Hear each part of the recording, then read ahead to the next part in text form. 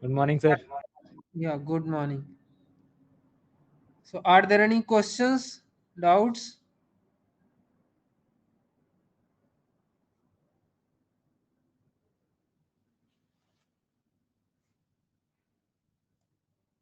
No, sir. Okay, so then let me start.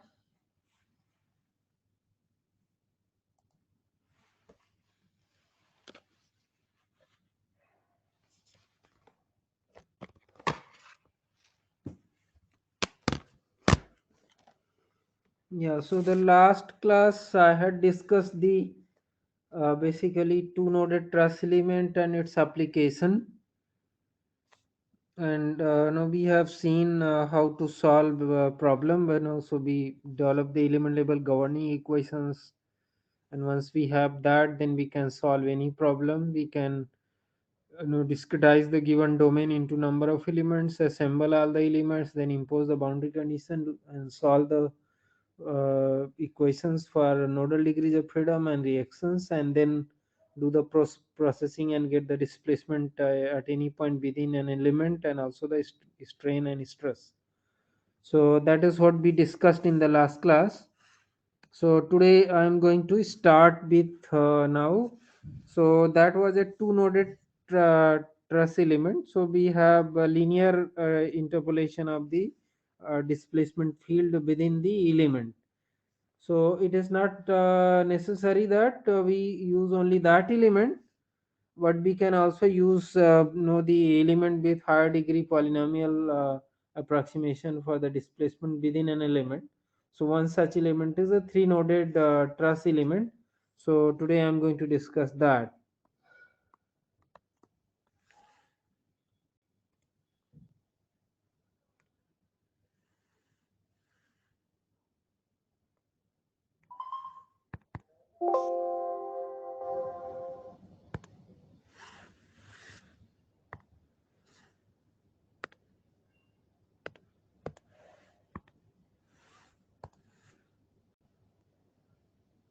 Yeah, is my screen visible?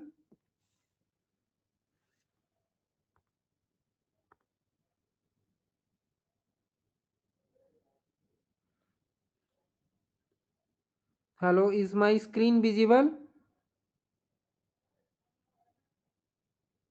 Yes, sir. Okay.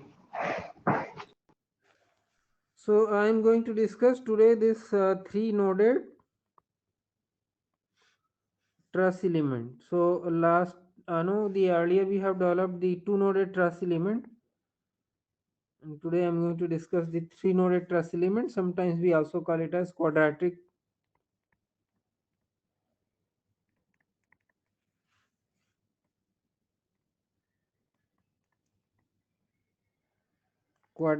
truss element. Why it is referred to as quadratic? Because the displacement approximation within the element is quadratic.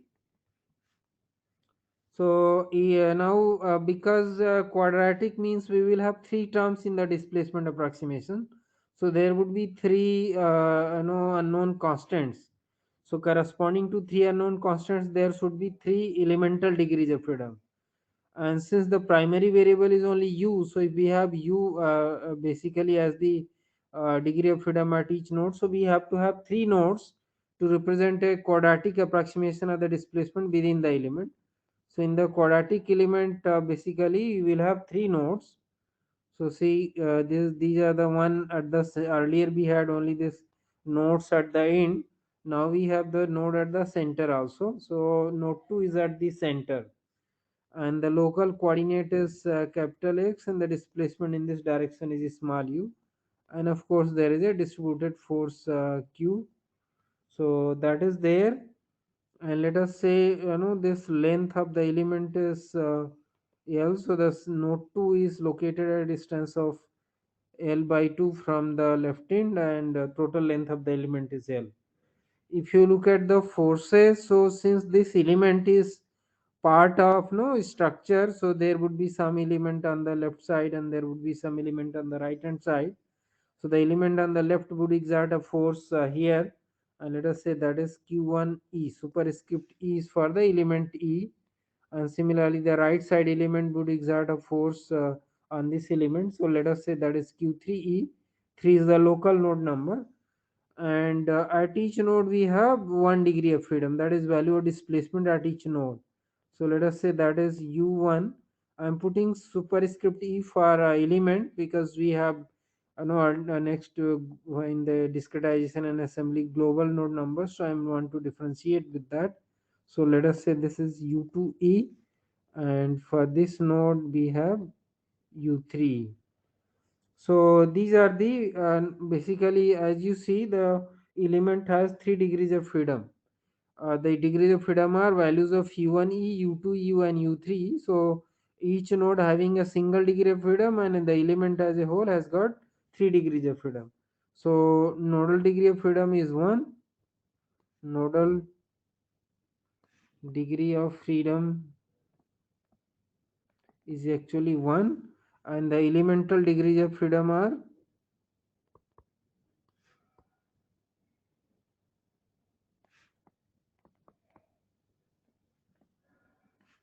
is 3, because no 3 values of u at no each node of the element, and therefore 3 degrees of freedom.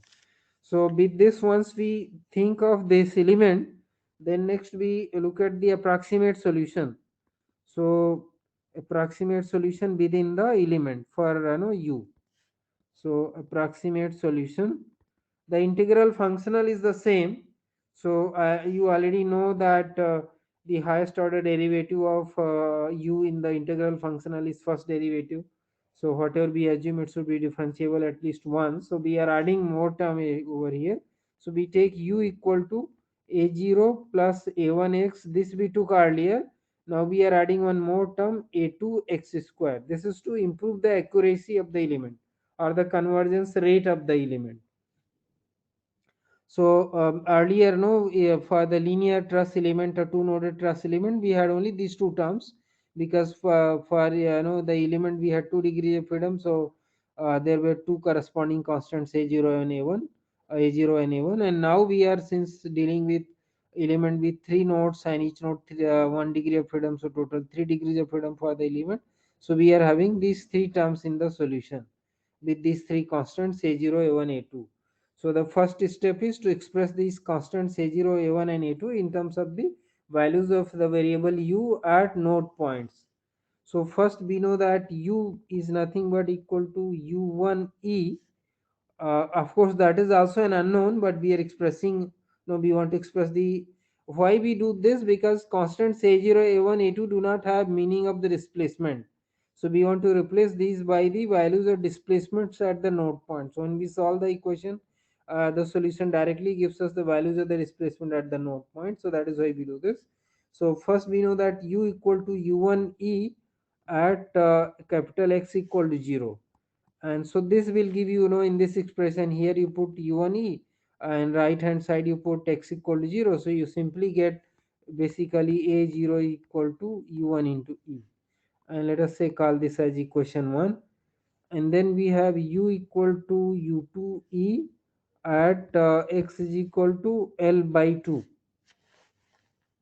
So this will give you basically u2e is equal to a0 is already equal to u1e. So let me put that u1e plus a1 into l by 2 plus a2 into l square by 4, because we are putting capital X is equal to l by 2.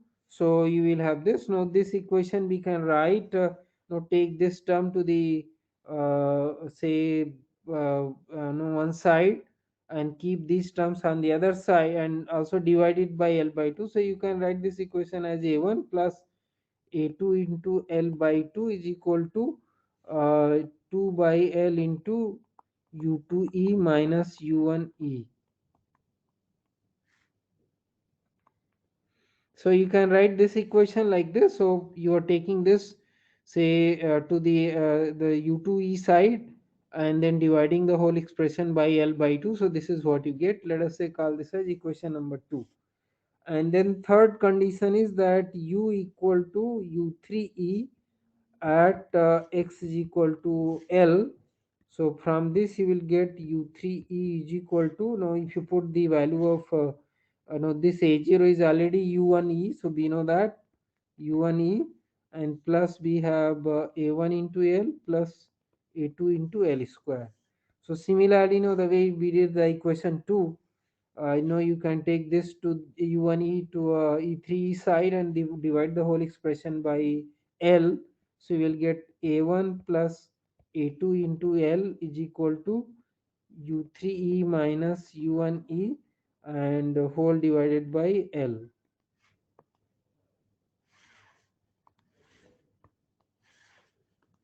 This is whole divided by basically l. And let us say this is equation 3. So now as our aim over here is to express the unknown constants a0, a1, a2 in terms of u1e, u2e and u3e. So from equation 1 we already know that a0 is u1e, and as you see from this equation basically 2, that is this equation, and this equation you can solve for a2 and a3. So what you can do is, say if you do the equation 3 minus 2, so a1 will go in that and you will get a2. So 3 minus 2, from equation 3 minus equation 2 you can get a2. So and then from any one equation, either from equation 1 or 2, you can get a1. So essentially this is we solve these equations 2 and 3 for a1 and a2, as I explained, a1 and a2. So this will give you, now if you do the, as I said, so you will get a2 is equal to 1 upon l square and 2 u3e minus 4 u2e plus 2 u1e. So this is what will give you basically a2, that is from equation 3 minus 2, and then solve for a2. And then once you got the value of a2, you can put a2 in any one of these expressions, say in this one, and you can get a1. So a1 comes out as 1 upon l and minus u3e plus 4 u2e minus 3 u1e. So these are the values of u1 and u2. So once you have got this, you can rewrite the expression for u. So now you have u is equal to a0, which is u1e, plus no, you have a1 into x, and a1 is this whole expression. So let me write x by l first. So x is already there and 1 upon l, this is there, and then minus u3e plus 4 u2e minus 3 u1e, and then plus a2x square. So already l square is there here, so I can write that as x square upon l square, and then into 2 u3e minus 4 u2e and plus 2 u1e. Let me write it below, so that's space is less,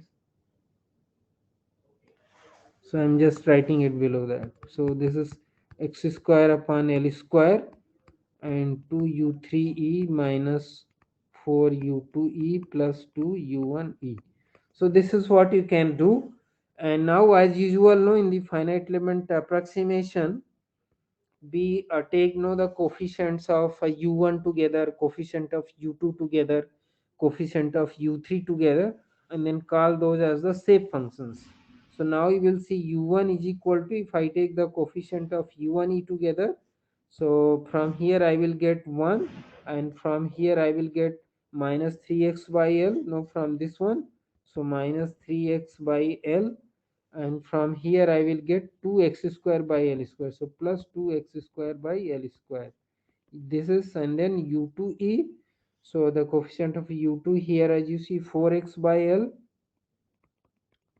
and minus 4x square upon l square, and plus we have u3e, and u3 coefficient is minus x by l, from here it is minus x by l, and here plus 2x square by l square. So you can write this, and no, this is what we call as finally u is equal to the interpolation matrix consisting of the interpolation functions or shape functions n1, n2, n3 into this vector of elemental degrees of freedom u3. So now here if you look at we call no where if you look at this n1, these are the interpolation functions. So we have already, I have defined no all the terminology, so I will not be writing every time no all those things, so you should understand.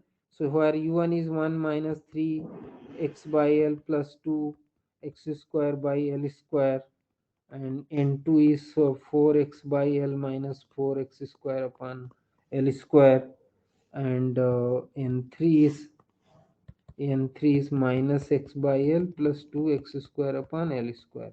So these are the interpolation functions or shape functions. You already know interpolation or shape functions. So now there are three shape functions for the quadratic element.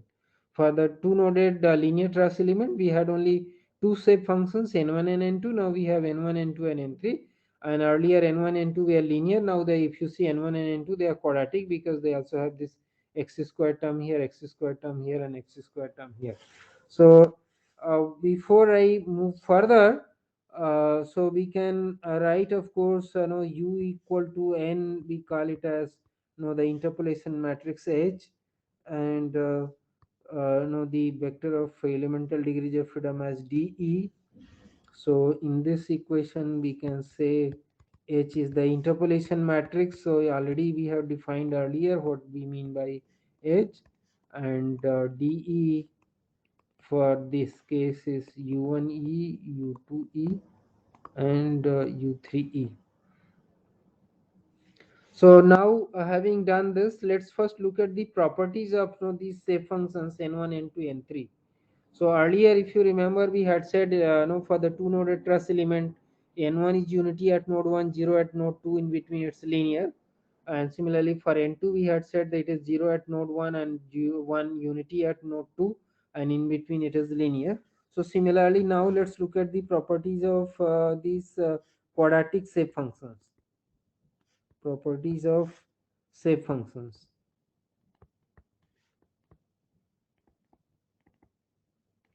So if you look at now the nodes, so node 1 is x equal to 0. So node 1, node 2, we have x is equal to L by 2. These are local node numbers, and node 3 is x equal to L. And if you look at the values of shape functions n1, n2, and n3 at these nodes. So if you look at, this is our n1. If in n1 if we put capital X equal to 0, as you see, it is going to be actually unity. If you put x is equal to L by 2, in this expression, so 1 minus we will have 3 by 2, and then plus we will have 1 by 2. So you will see that it is 0. And if you also put x is equal to capital L here, then also it is 0. So that means n1 is unity at node 1. uh, yeah, so I'm actually the reverse way. So I have let me write it the other way around. So n1 is unity at node 1 and 0 at node 2 and 3. So it is 0 over these two locations.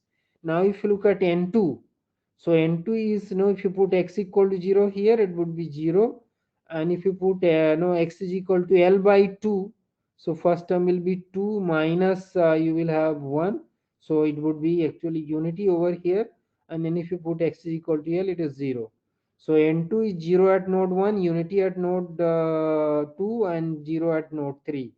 And if you look at n3, if you put x equal to 0, it is 0. And if you put x is equal to L by 2, so minus 1 by 2 plus 1 by 2, it is 0. And if you put x is equal to L, it is unity. So you will see that n1 is unity at node 1, 0 at node 2 and 3. N2 is 0 at node 1 and 3, and unity at node 1. N3 is 0 at node 1 and 2, and unity at node 3. So you can say n1 is the shape function corresponding to node 1, and it is unity there and 0 at other nodes. n2 is the shape function corresponding to node 2. It is unity there and 0 at all other nodes. And n3 similarly the shape function corresponding to node 3, unity at node 3, and 0 at other two nodes. So yeah, this is the property of these shape functions, and they are actually Lagrange interpolation functions. So n1, n2, n3, they are also referred to as Lagrange interpolation functions. So they are Lagrange interpolation functions, and that is a property of these shape functions what I have just written. Now, what does it? So, if n1 is unity at node 1 and 0 at node 2 and 3, so does it mean that between node 2 and 3 it is throughout 0? No, it is not that. So, now let's look at the plot of how these shape functions n1, n2, n3 vary along the length of the element. So, we are talking about only one particular element. So, we look at the plot of these shape functions. So, let me here have, now this is the x-axis. So this side is your x coordinate. X is 0 here, and say L by 2 here, and L over here. And this axis you have say functions n1, n2, and n3. So if you look at the, as I said, the n1 is unity here, and 0 here, and 0 here. So we plot that, and it's quadratic, because now if you look at the expression for n1, so it is quadratic in x. No, it has a constant term, it has a linear term, it has a quadratic term.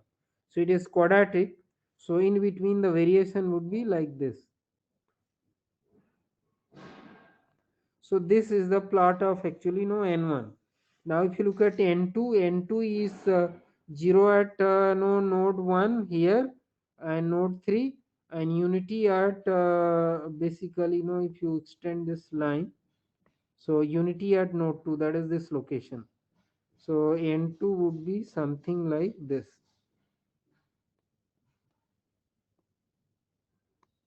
So this is n1.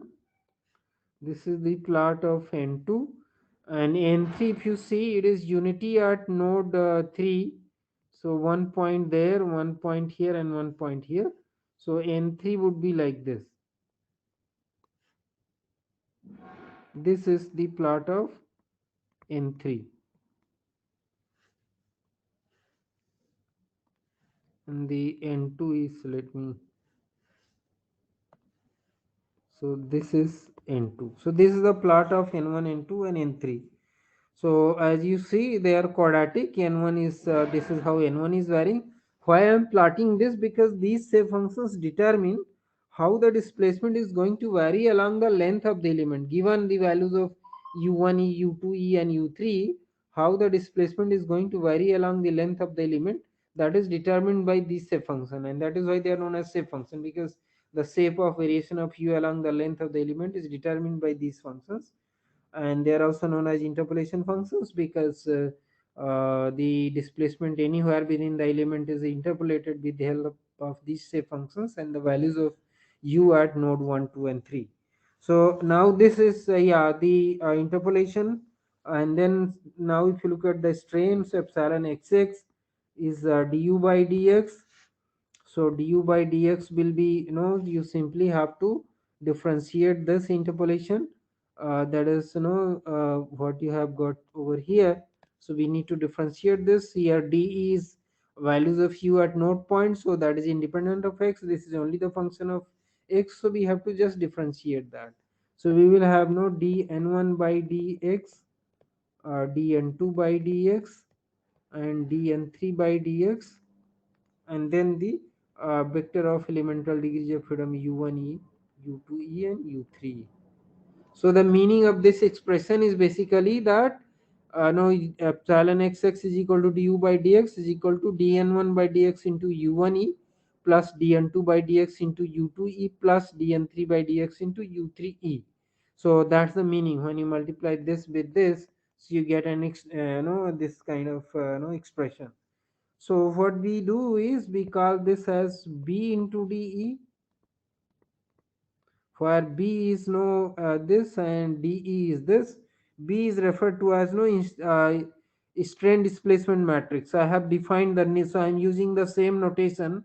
So the meaning of these is same. So where this B is nothing but dn1 by dx, b is nothing but dn1 by dx, dn2 by dx, dn3 by dx, and we call it as strain displacement matrix.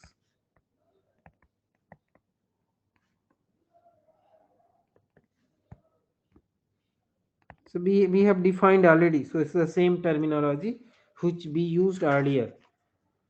Now it no this satisfies all the the approximate solution which we have assumed as quadratic, satisfies all the requirement that no it is differentiable at least up to the highest order derivative present in the integral functional or the weak form, which is first derivative, so it is actually differentiable twice. And then it has it's a complete polynomial because we have highest power of x as x square in the approximate solution for u. So it satisfies that basically the completeness requirement, because if we have quadratic we must have the linear term and we should have the constant term. So actually if you look at the constant terms actually represents the rigid body motion, because no if only let's say a0 is non-zero, a1 and a2 are 0, then everywhere the displacement is same, so there is no strain in that case, but the element is moving, so that is known as the rigid body displacement. So a naught is representing rigid body displacement, a1 is representing constant state of strain, because no now if you look at du by dx, it is a1 plus 2 a2x. So if a2 is 0, the strain would be constant everywhere, so that is equal to a1. So a0 is representing rigid body mode and a1 is representing the constant strain mode. And of course then we have this quadratic term. So it's a complete polynomial, and it also satisfies the inter-element continuity or compatibility requirement. So it is still a C0 continuous element, because at the nodes, in the nodes we have only the displacement u as the degree of freedom, and during the assembly we are going to enforce the continuity of that, and so it is known as C0 continuous element. So it satisfies all the requirement, differentiability requirement, completeness requirement, and the inter-element compatibility requirement. So once we have this interpolation functions defined, then we go back and substitute this in the integral functional. So now if you look at the integral functional, it is the same functional which we have used earlier, and we have derived that from the differential equation. So the integral functional, which is also referred to as total potential energy functional. So this I am denoting by I. So it is half integration over length of the element, so 0 to L, and then we have EA, and we had du by dx square, so that we are writing du by dx transpose into du by dx, so that the when we substitute the du by dx in terms of product of matrices and vector, that is consistent. So we have dx minus integral 0 to L u transpose q dx, and then we have the last term is no this u1e u2e u3e transpose the potential of no the in forces. So we have minus q1e 0, and then we have q3e. As you see, those q1 is the force exerted by the element onto earth element on the left hand side, and q3e is the force exerted by element on the right of this earth element and center node, because it is part of the element itself, so there is no force unbalanced force there. So that is why this the intermediate term is this one is 0, because only we have element on the left hand side, so that will exert a force. So this is q1e, and there is a element on the, in general there is element on the right hand side, and then therefore there would be a force q3e. Of course, there could be an external force at the center node too. Here, what we are talking about the internal force. So, if there is an external force at the center node, node number 2 of the element, then this will become non-zero. That is what I have written over here. So, in that case, this will be 0. So, for the situation B are considering. So at internal node, why it is referred to as internal? Because it is only internal to the element, and it will not be connected to other elements in the assembly when we discretize. So that is why node 2 is also referred to as internal node. So internal node 2, no unbalanced internal force, because no, there is no because it is inside, so there is no unbalanced internal force, and that is why this term is 0. And as I said, if there is an external force at that node, then that external force will come over here. If it is along positive x direction, then it will be plus. If it is negative x direction, then it will be negative. So then that force will come over here. Now how we develop the element level governing equation, so that so the steps are same. I'm not going to repeat those steps again. So like you will write du by dx transpose as d transpose b transpose. Du by dx you will write as b into d, and then d transpose you will take come towards the left hand side and d towards the right hand side. In between you will get the stiffness matrix, and this u transpose you will write d transpose into h transpose. D transpose you would take towards the left, and you will get 0 to LH transpose Q dx. This is the external force vector, and then this is D transpose into this is the internal force vector. And after taking the variation, then we take no delta D common, and since that delta D is arbitrary, so rest of the things have to be equal to 0. So from there we get the element level Gaussian equation. So the derivation steps are same. I am skipping those steps, presuming that you can uh, follow those intermediate steps which we have already done. So I'm writing only the final element level governing equation. So element level governing equation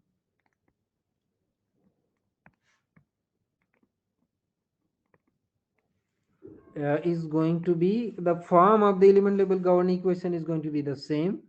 So we had this ke into de is equal to, this side we have external load vector plus no internal load vector. And so where now if you see this the stiffness matrix, element level stiffness matrix ke is going to be actually now 3 by 3 matrix. Earlier it was a 2 by 2 matrix. So this would be integral 0 to L ea into b transpose into b dx. So this is your element level stiffness matrix. B is 1 by 3, B transpose is going to be 3 by 1, so the product would be a 3 by 3 matrix, and that is how the KE is a 3 by 3 matrix. Now you will see B is dn1 by dx, dn2 by dx, and dn3 by dx, and since n1, n2, n3 are quadratic in x, the derivatives of the shape functions would be linear in x. So now B is no longer a constant, but it's a function of x. So you have to substitute dn1 by dx, dn2 by dx, dn3 by dx, and get b, and then b transpose b, multiply those, and then integrate each term to get the final stiffness matrix. So that is how we will be doing. And if external for the element is which is a 3 by 1 vector, will be equal to integral 0 to L H transpose into Q dx. And H is, the H is 1 by 3, so its transpose is 3 by 1. That is how F external is a 3 by 1 vector. And if you look at this F internal for the element, so that is basically, this minus Q1 is 0 and Q3. So this is the internal load vector. Now let us evaluate, because I am also going to demonstrate you the application of this element for solving simple problem. So first let us look at what is the form of finally the stiffness matrix and the external load vector if EA and Q, that is Young's modulus into cross sectional area, or the force per unit length, if these are constant along the element. So for EA and Q, constant within the element, although it is not necessary, but we are to simplify the further calculation, I am taking constant within the element.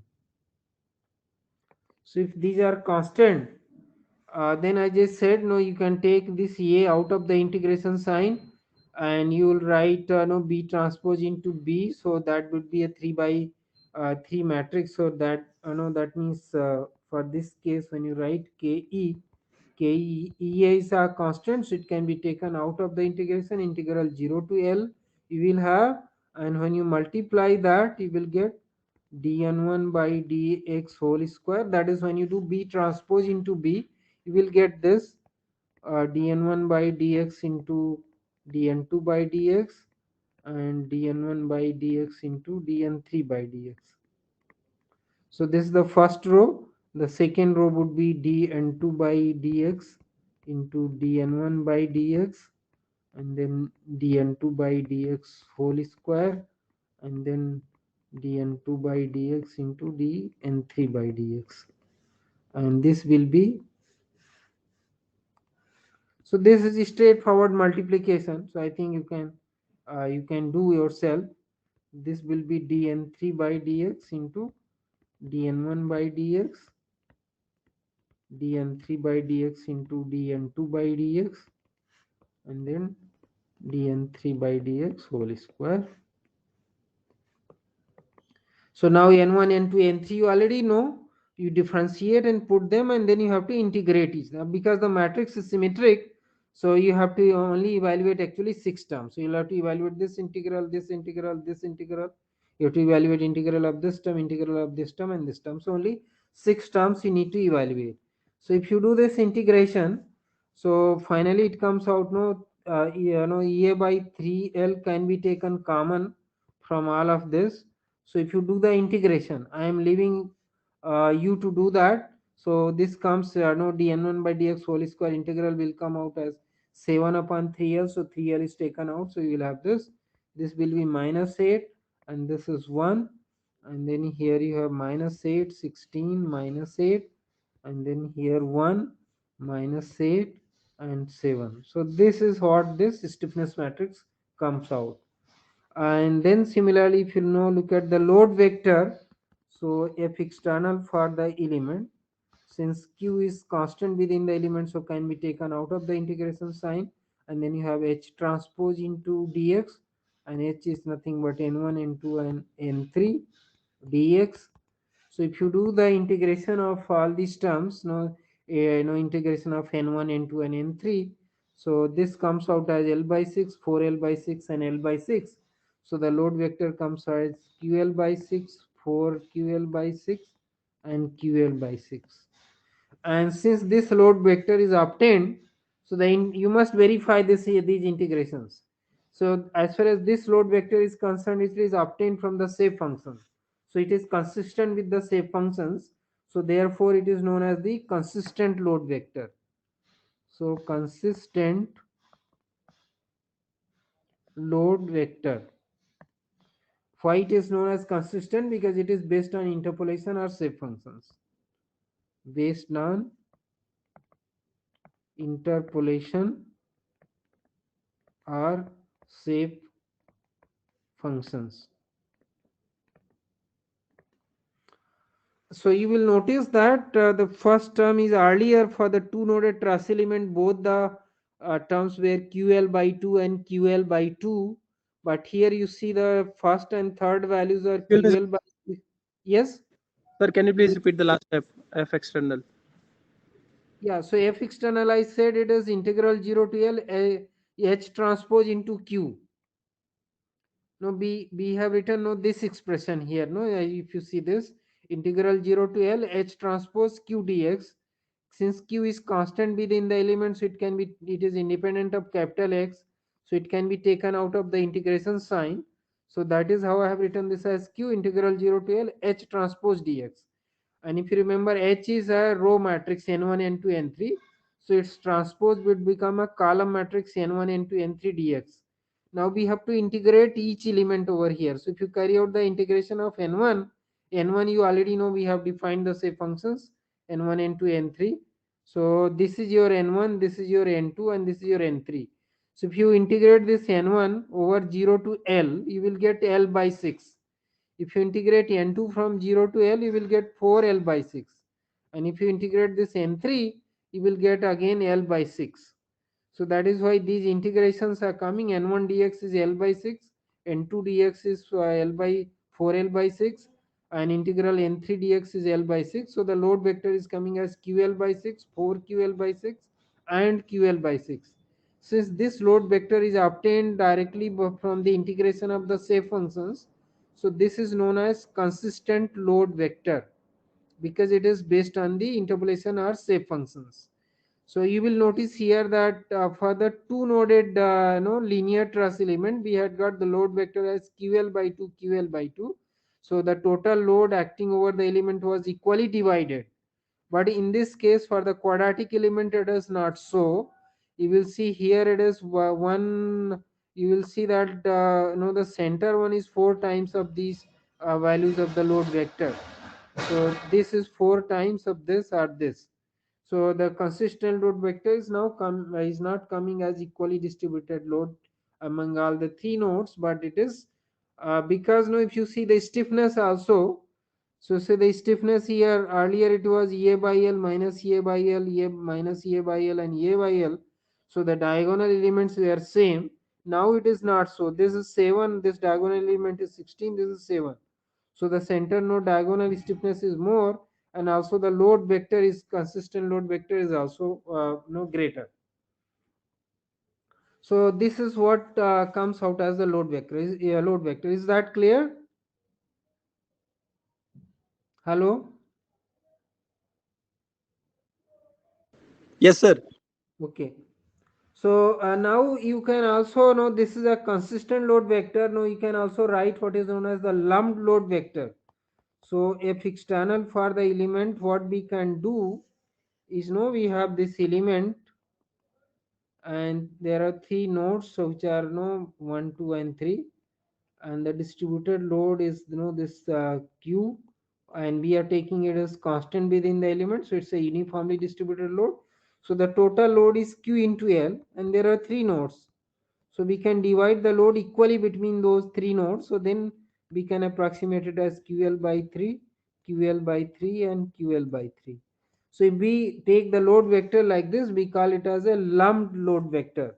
It is lumping because lumping means calculate the total and then distribute between all the nodes equally.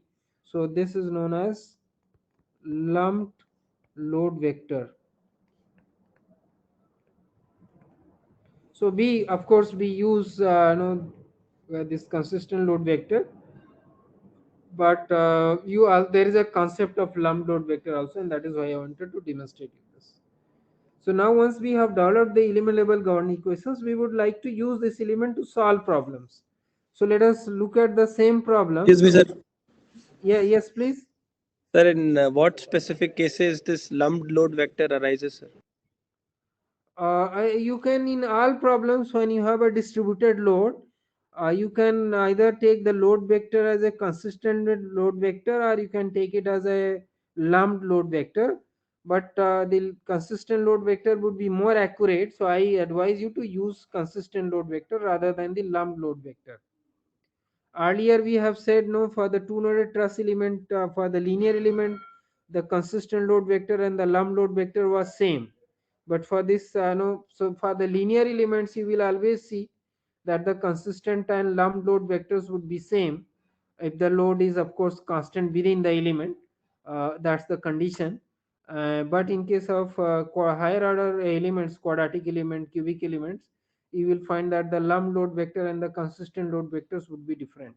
But no, the consistent load vector gives us more accurate results, so we use that. No, we don't use this lump load vector. Okay, so now let us solve the same problem which we have solved using two noded truss element.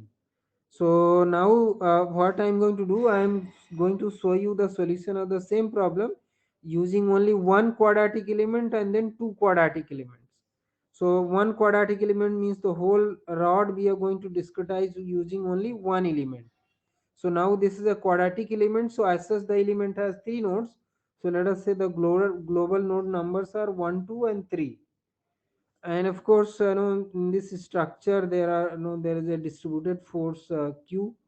So that q is there, and length of the element is, let us say, l dash, and no length from first node to second node it is, let us say, small l, and from the second node to third node it is l. Why I am doing this? Because earlier we have discretized this using two noded truss element. Now we are discretizing this using one three noded truss element. So still there is an intermediate node. So the number of unknowns, if you see, in both cases are going to be same, but the accuracy will be better in case of quadratic element. So for the same degrees of freedom you get better accuracy when you solve problems. So in this case we are discretizing the whole thing using only one element. Earlier there were two elements, two noded truss element, but this is only one element, and here your l dash is equal to total length of the rod, and which is also equal to 2 into small l. So earlier, why I am using this small l, because we have used this earlier, no, this is small l for the discretization. So I am using because earlier two noded truss element we are discretizing two elements, so each element length was small l. So I am just keeping the same thing.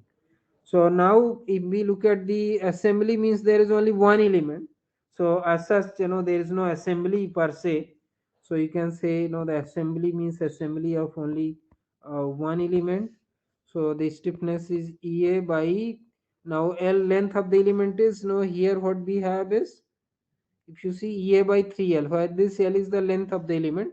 Here at that I am denoting by L dash, so it would be 3A 3A upon L dash. And because there is only one element and its connecting nodes are global node numbers 1 and 1 2 and 3, so element first row, second row, third row, first row column, second column, third column will go into the first three rows and columns of the global matrix. So global and element stiffness matrix in this case would be same. So 7 minus 8 1, minus 8 16, minus 8 1, minus 8 and 7. And now I am denoting the degrees of freedom as the degrees of freedom of the global node number. So I am putting u1, u2, u3. I am removing no e, because now we are writing this for the system as a whole, and this will be equal to, I am using consistent load vector, so ql dash by 6 4, ql dash by 6, and ql dash by 6, and plus we have no this minus q11 0, and then we have q31. So the internal load vector, let us say this is equation number actually 4. So earlier we have used equation 1 2 and 3. So this is only since one element, so this is what you have as the assembled system. Now if you look at the boundary condition for this problem, see, it is not necessary that you always have to have this boundary condition. You could have a condition where it is fixed on the left right hand side, so or it is fixed on both sides. So all those boundary conditions can be solved using the same this equation. So as now what is shown is, this end is fixed, so u1 is going to be actually 0, and if this end was also fixed, so in that case u3 will be 0, or if this end is free and this end is fixed, then u1 in u2 would be non-zero, u3 would be 0. So the different boundary conditions are possible with this. So for the timing, the boundary conditions are one, that it is fixed on the left hand side, so there u1 would be equal to 0, no displacement at that point. And if you see the right hand side, there is no externally applied load, no concentrated force, so q31, the force is 0 over there.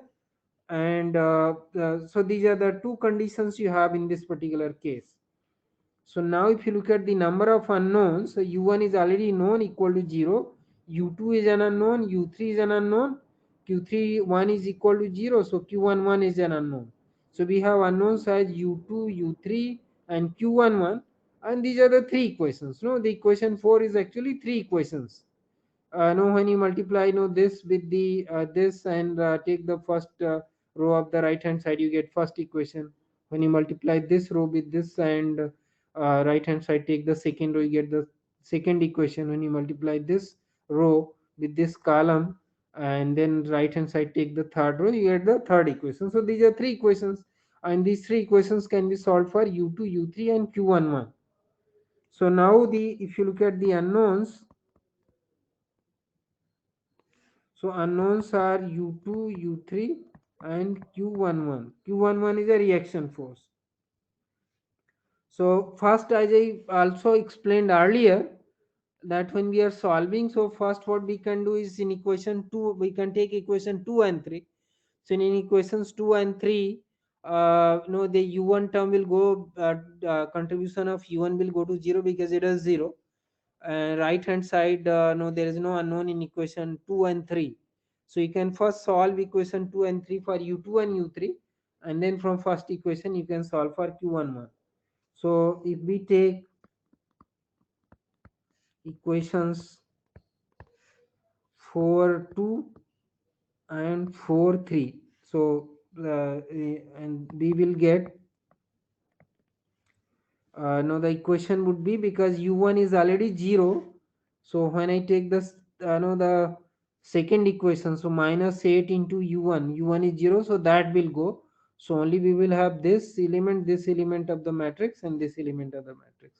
So we will have from this ea upon 3l dash, and then we will have 16 minus 8 and 7 into u2 u3, and right hand side we will have this 4ql dash upon 6 and ql dash upon 6.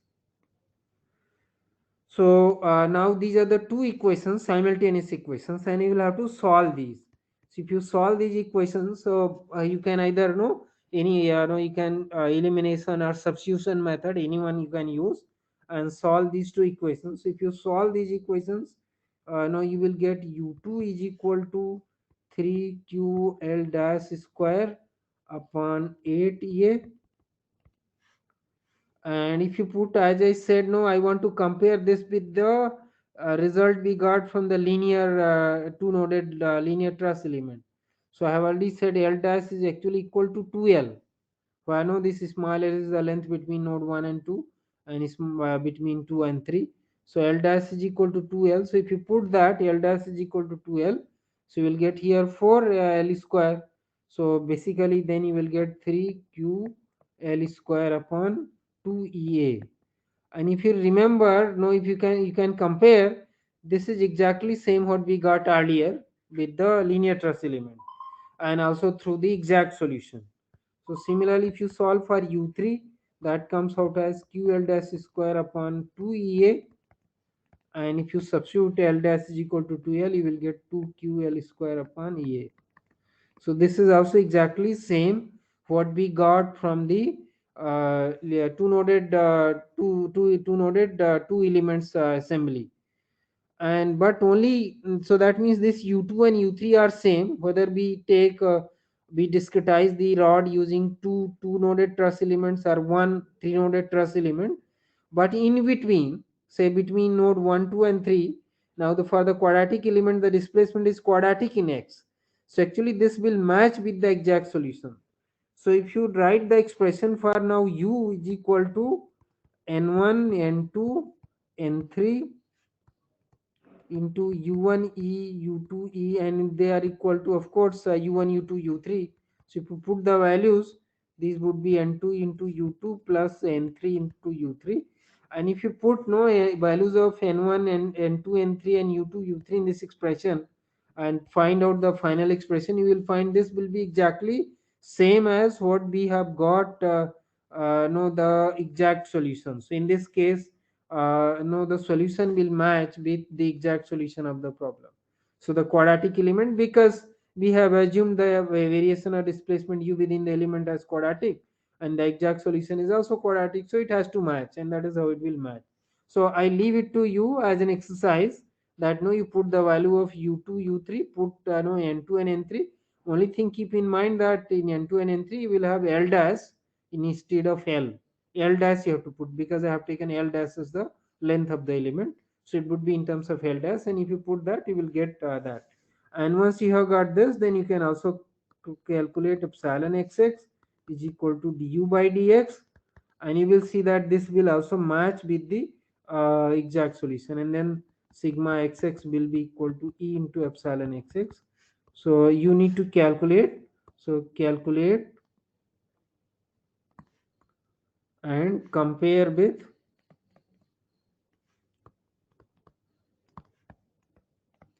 exact solution. So no, you should do this yourself.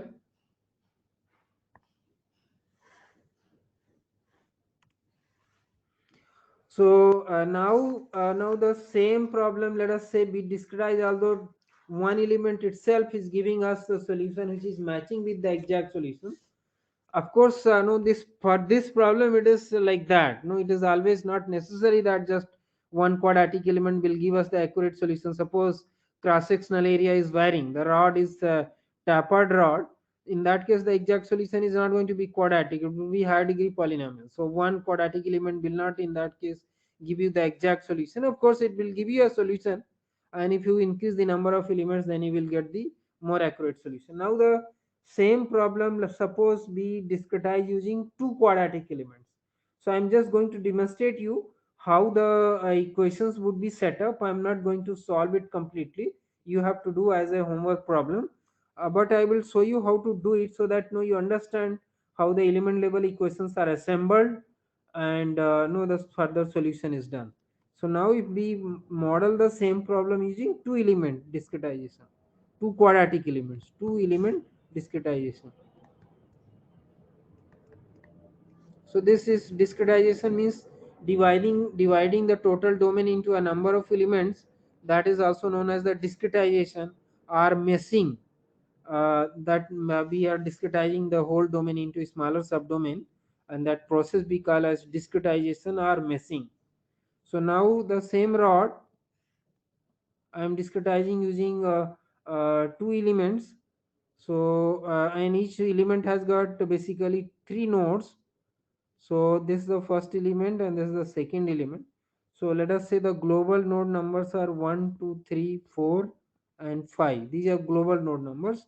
This is element number 1. Element number 1 is consisting of global nodes 1, 2, and 3. And element number 2 is consisting of global nodes 3, 4, and 5. So this is element number 2. And so this is the discretization, and let us say length of the each element is again small l I am taking. Why small l? Because the total length I am taking as 2 into small l. So already, because now we have two elements, so I can take each element as small l, so that the total length is 2l. So since this is a quadratic element, for a quadratic element we have already derived the element level governing equation, and for constant A and Q we know the element level stiffness matrix and load vector. So those things are known to us. So now the EA is constant, and distributed load is constant for this element also. EA is EA and Q is constant, and these are the lengths of the element. Now for the assembly, if you look at, we need to look at the connectivity. So if you remember earlier, I have talked about this connectivity. So connectivity means I will talk of element wise. So if I take element 1, element 2, and then the connecting nodes,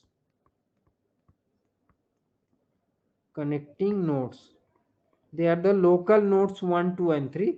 So for the element 1, the starting node is global node number 1, intermediate node is global node number 2, and the end node is global node number 3. For the second element, the starting node is global node number 3, that is this one, and intermediate node number is 4, and the end node number is global node number 5. So this is the connectivity. Now when we want to set up now the element level, the assembled system equation. So when you do the assembly,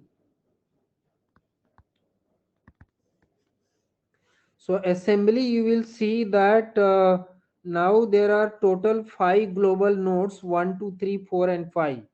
Although individually each element has 3 nodes, first node, second node, that is intermediate node, and the in node. But total nodes are 5, and at each node we have 1 degree of freedom. So there would be total 5 displacement unknowns: u1, u2, u3, u4, and u5. So I'm taking u1 1, first element. So If you see again, the inter-element compatibility is in force at node number 3. So in the assembly process, I am taking U1E as U1 and U2E. For the E means E means, let me put the element number. So E is 1 here for the first element. Superscript is the element number. So U21 I am taking as U2, and U31 is equal to this is now the common node between element 1 and 2. So we have element 1 is also connected over here, element 2 is also connected over here. So U31 is the displacement of node 3 of element 1. This is equal to U1 of 2, and that I am calling, let us say, as U3.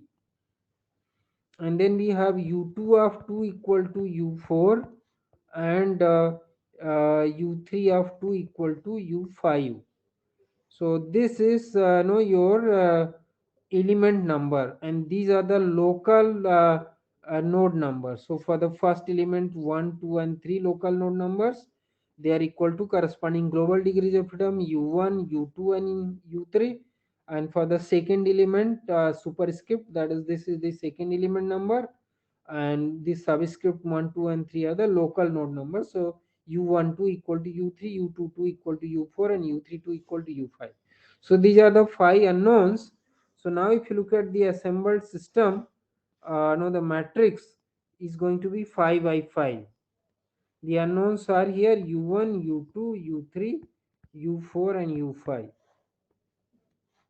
is equal to right hand side the external load vector plus the internal load vector. So this is what you will have. Now when we look at the each element, so because both the elements are identical here, that is EA is same for both the elements, although it could be actually different, and Q is same. So the element level stiffness matrix and load vector are same. So first element has got 3 by 3 the stiffness matrix. The global stiffness matrix will have 5 columns, 1, 2, 3, 4 and 5. It will have 5 rows, 1, 2, 3, 4 and 5. So if you look at the first element contribution, because it is defined between global nodes 1, 2 and 3. So the element level stiffness matrix is 3 by 3. So it will go into the first 3 rows and columns. So I am not writing over here. I am just indicating that the first element stiffness matrix will come over here. So you don't have to put these square brackets again. Actually you have to write the terms of the stiffness matrix. That is 7 EA by 3L minus 8 EA by 3L and EA by 3L, and those terms you have to write over here. So this is the contribution from first elements. So this is KE of element 1 will come over here. And then if you when you want to add the contribution of second element into this, so we know from this connectivity table,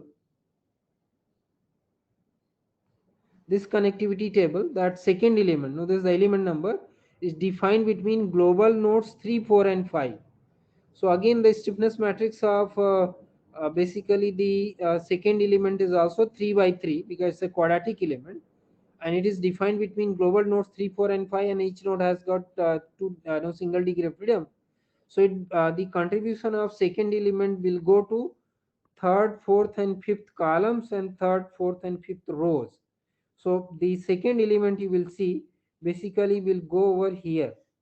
Second element stiffness matrix will go over here.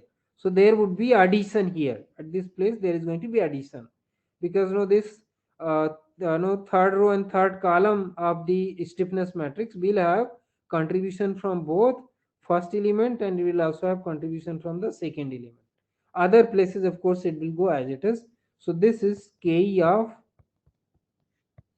element 2. So that is how it will come. So now similarly if you look at the load vector, so it's a 3 by 1 vector. For the first element it will go into first 3 rows. So first element contribution to the external load will go here. The second element contribution will be going over here.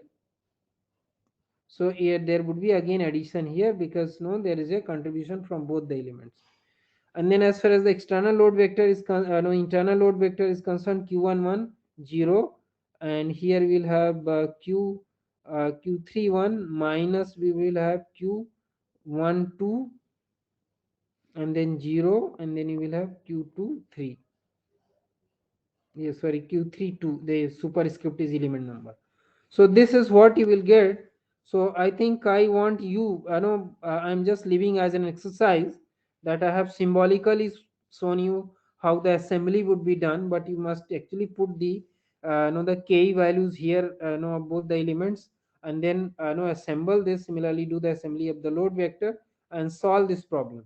See, the wherever there is no contribution, those elements are going to be 0. So first row, fourth and fifth column, there is nothing, so it is 0.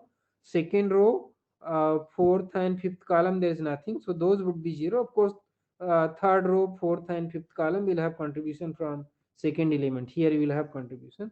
Similarly, if you look at the fourth row, first and second column would be 0. Fifth row, first and second columns would be 0.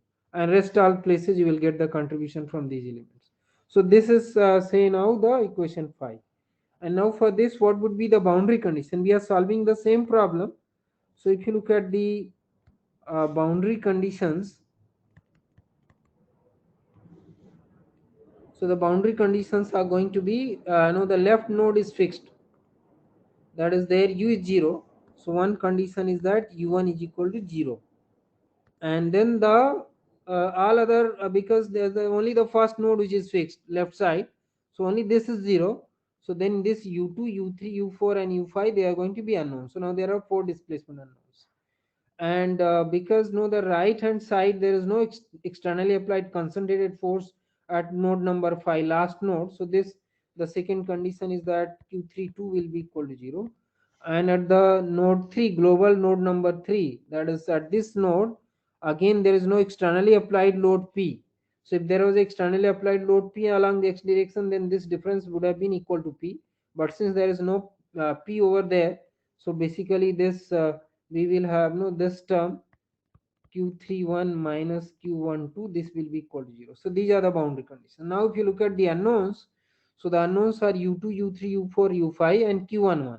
These are the only unknowns. So there are 5, because u2, u3, u4, u5, 4 plus 1 q11, 5 unknowns. And these are 5 equations. No, the equation, first equation, second equation, third equation, fourth equation and fifth equation.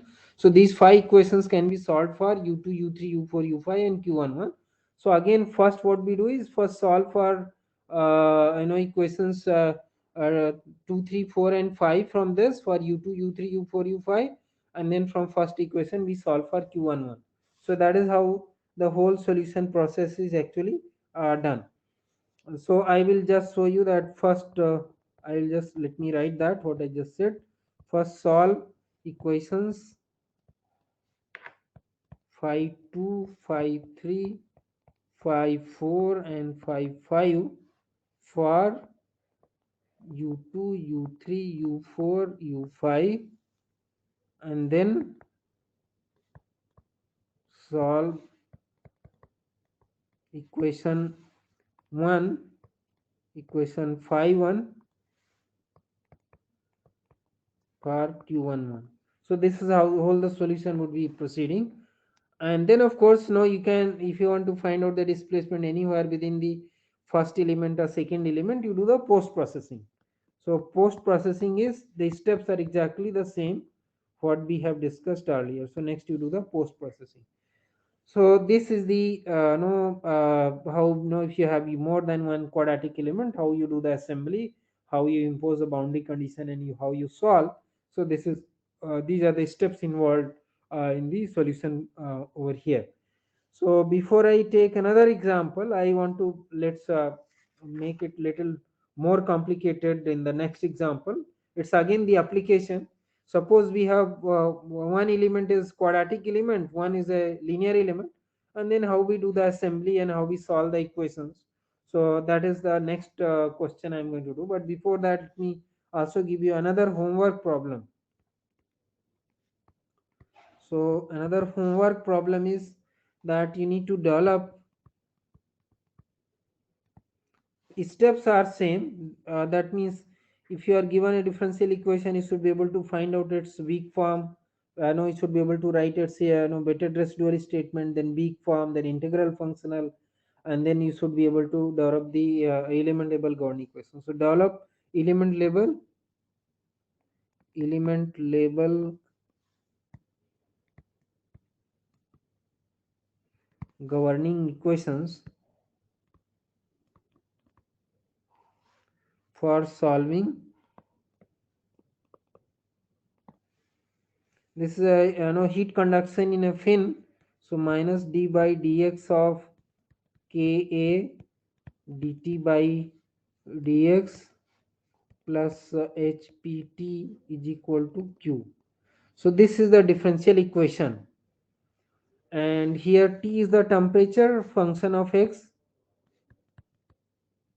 temperature, unknown function of x, unknown function of x, and K, as you know, is the thermal conductivity.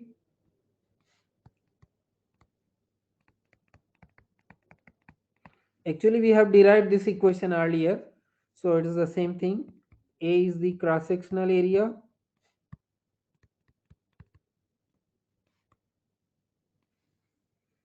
P is the perimeter, that is circumference, perimeter of the fin, and H is convective heat transfer coefficient,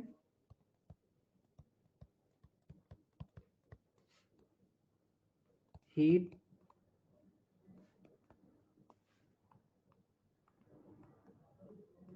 heat transfer coefficient, and Q, I have done two things actually. I have written this Q as a combination of two things, Qg plus Hp into T infinity. So here now the Qg is heat generation per unit volume. So it may be zero. In case of a fin, it is going to be zero. But so let's say if it is a explosive material, inside that, let's say it is fuel rod, let's say in a nuclear power plant, then you will have some heat generation. So, but for a fin, it is going to be zero. So heat generation per unit volume,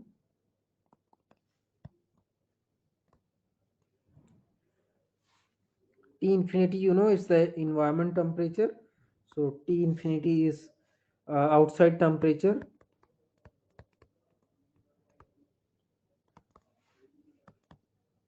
and this is also known. So only unknown is T, and for the whole thing you should use two noded element. Use two noded. So two noded element. So two noded element means when you're taking element, it would be like this. You will have only two nodes, and there's the local coordinate, and there are two nodes 1 and 2, and the degrees of freedom is going to be temperature values T1 and T2, and T within the element would be assumed as A0 plus A1x, and when you write A0 and A1 in terms of T1 and T2, so finally you would be able to write this in terms of N1 N2 into T1 T2, where N1 would be 1 minus x by L, and N2 would be x by L. So rest of the things I know you have to do. So this I am giving as a homework problem. So know what you have to do is, first you have to write the weighted residual statement. So take this term also to the left hand side, and then whole thing multiplied by W integrated 0 to small l of the element, develop the weak form, then from the weak form you will get some k into dt by dx at left and right, denoted that by q1 and q2, and then develop the integral functional, then substitute in the integral functional and get the element level Gaussian equation. You will see that this is an additional term. You won't do the integration by part for this because there is no derivative of t in this. So this will also contribute to the your stiffness matrix, kind of conductance matrix, you can say. The here, from this also you will have the gradient term, you will also have this term. So you should be able to develop the element level Gaussian equations, and this is a homework problem. You must do this, and once you have developed the element level Gaussian equation, then solve this problem using the same the element. So let us say we have a fin which has got no variable cross section. We are discretizing that, no idealizing that fin with two different cross sections. So total length of the fin is, let us say, 2L. So therefore length of each element is L. So we will have, these are the three nodes: global node number 1, global node number 2, global node number 3. This is element number 1, this is element number 2. And the boundary conditions are that this end is maintained at some temperature, because I know it is transferring heat from some source. So that source is at, say, temperature T naught. So here T equal to T naught, and the cross sectional area for this portion is A1, the perimeter is P1, and QG, so the heat generation is basically 0.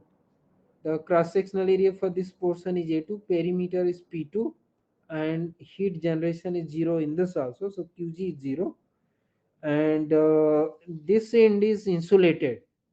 So let us say that, no, this end is insulated.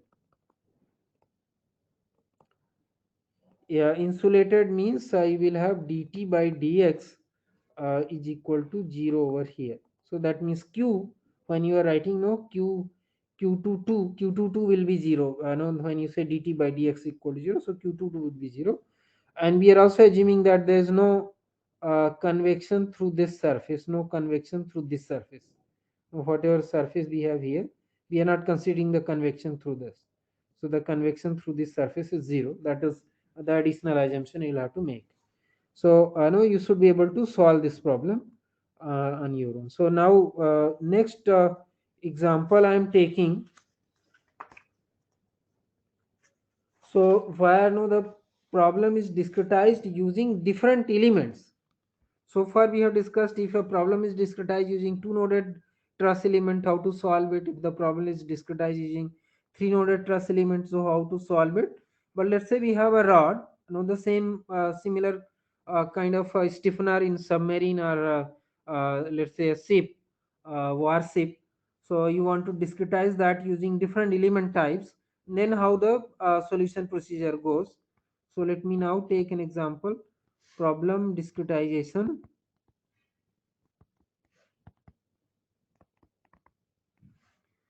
with different element types. Here I am referring to three noded and two noded truss element. So let us say the problem I am taking over here, that you have a stiffener, and that stiffener has a variable section, cross section.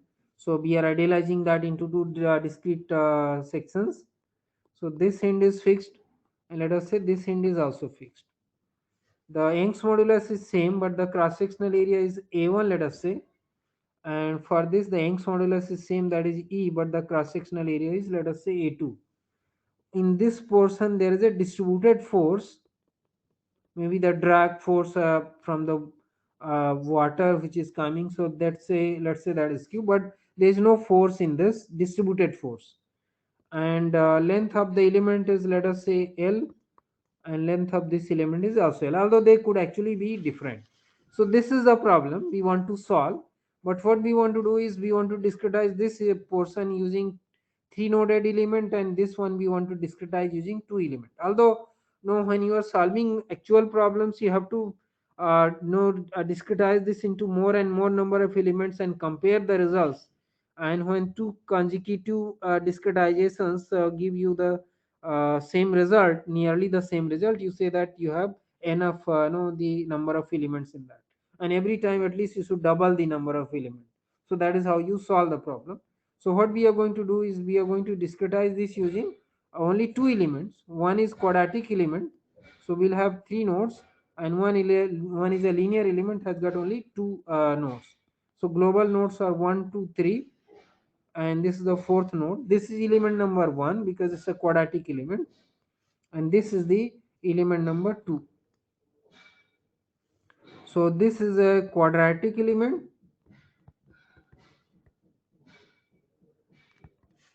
and this is a linear element. That means displacement approximation is linear within the element. So this is the linear element. And for no, we already know So now for the element 1, we already know the stiffness matrix and load vector we have already derived. So if you look at the element 1, Ke is going to be basically EA1, a cross sectional area is A1, L, and this is same. Now we have 7 minus 8, 1, minus 8, 16, minus 8, minus, no, here 1, minus 8, and 7. So this is the stiffness matrix, and the load vector F external for this element is no QL by 6.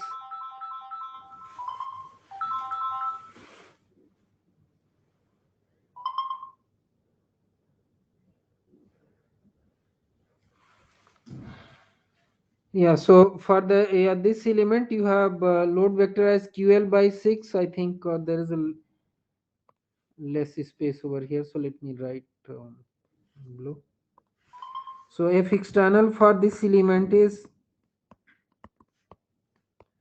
QL by 6, 4 QL by 6, and QL by 6.